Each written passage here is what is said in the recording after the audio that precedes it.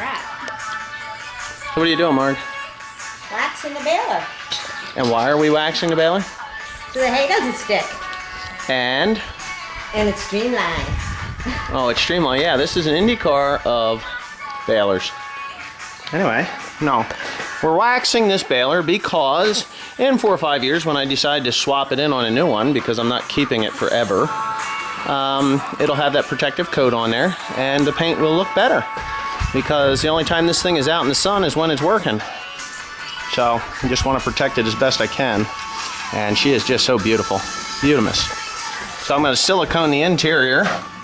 And yeah, I'm running around here with a can of paint because they didn't touch it up. I'm kind of disappointed in the setup of this machine. I have found a couple of things that were really major league wrong. One is, I showed you already. The other just so happens to be something that someone overlooked because they had this thing out of its box. It's on my computer screen. Yeah, where is it?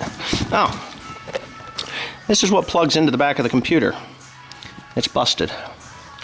Yep, broke off. Not good. Now, I'm not even sure if this thing is going to work now. I got an $88,000 baler here, or a $90,000 baler, whatever you want to say, by the time I'm done. They didn't touch it up. They didn't go over it too well because of the little bitty problems that I'm finding. Yeah, so we're waxing her up, gonna make her shine like a brandy new penny. I'm touching up all the rust spots myself because they didn't do it. Apparently that wasn't enough money to spend to warrant a touch-up job on any of the little rust spots. So anyway, there it is. Next thing I find wrong with it, I'll document that too. It's all in good faith. Okay. I've been working at this baler here for quite a few hours. It came in here, was about, well, 5:30 this morning, a guy rolled in, but I got it off the trailer at 7 o'clock. Just a little bit after 7, I got it off the trailer. Pretty quick deal. Well, here it is. This is made in Belgium.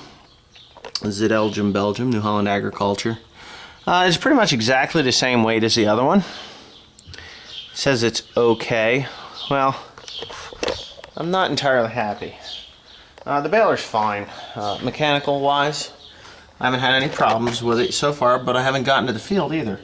I've found a couple of issues with it. One being the tires. No air in them. 28 pounds of air. You know, if you run these tires at the recommended pressure, I've already rolled the bead right off the rim. Boom, done. Recommended pressure is 35 pounds, I believe. I'm going to go over here to the other side because there is a quick chart that you can look. But anyway, I've been running 50 pound of air in these tires. These are the hell are these? 550 17s. They're only saying 29 pounds. Okay. 29 pounds of air is not enough air. It just isn't. They cup something awful. With 29 pounds of air, that lug is gone. It's just gonna, within a year, it'll burn that sucker right off. These tires are dry rotted like I've never seen. Look at this shit. It's a little bit disheartening to see this. Yeah.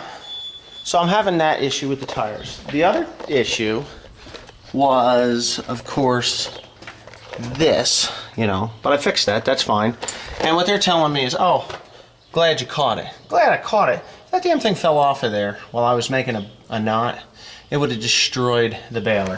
This is the return for the needles, and I broke this off of one baler that I owned. It was a BB960. Snapped that thing right the hell off. Catastrophic needle collision. Destroyed the entire baler. Junked it.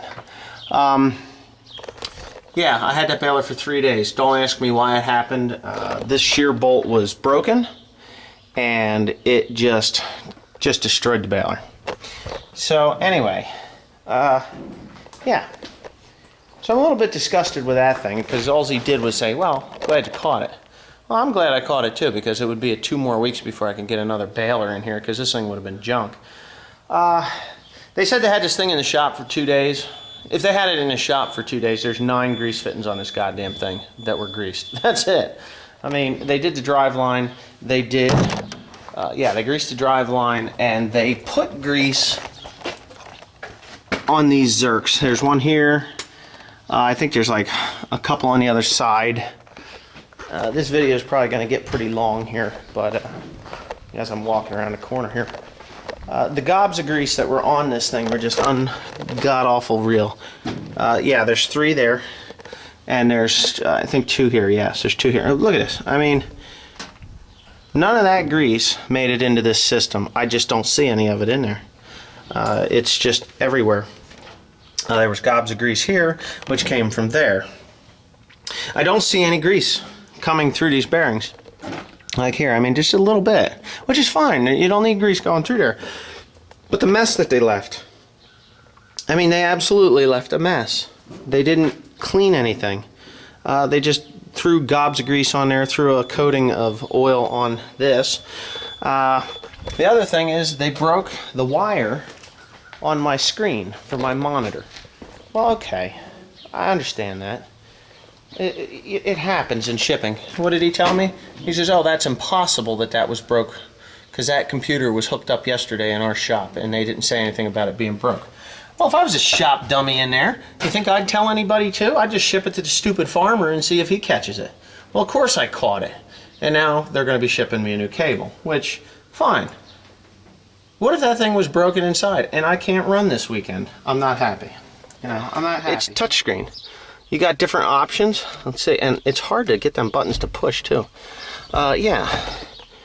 Of course it's shut off now, but yeah. How the hell am I supposed to know how to use this thing? I paid for a guy to come out here and show me a few things. Is that too much to ask for a guy to come out? It's not like it's 50 million hours away. He's got to fly all the way from Belgium to help me out with this thing. It's an hour and a half west of here. Get in a highway, take a drive. You're getting paid anyway, you lazy bastards. And, you know, help me out here. Instead, I've had to call. I had to call out there 3 times already today before they closed down. It's going to scream at me now. But 3 times already I called out there before noon because of stupid shit that should have been caught in the shop. Really, really, really, really disgusted. Yeah, I mean, come on, get with the program.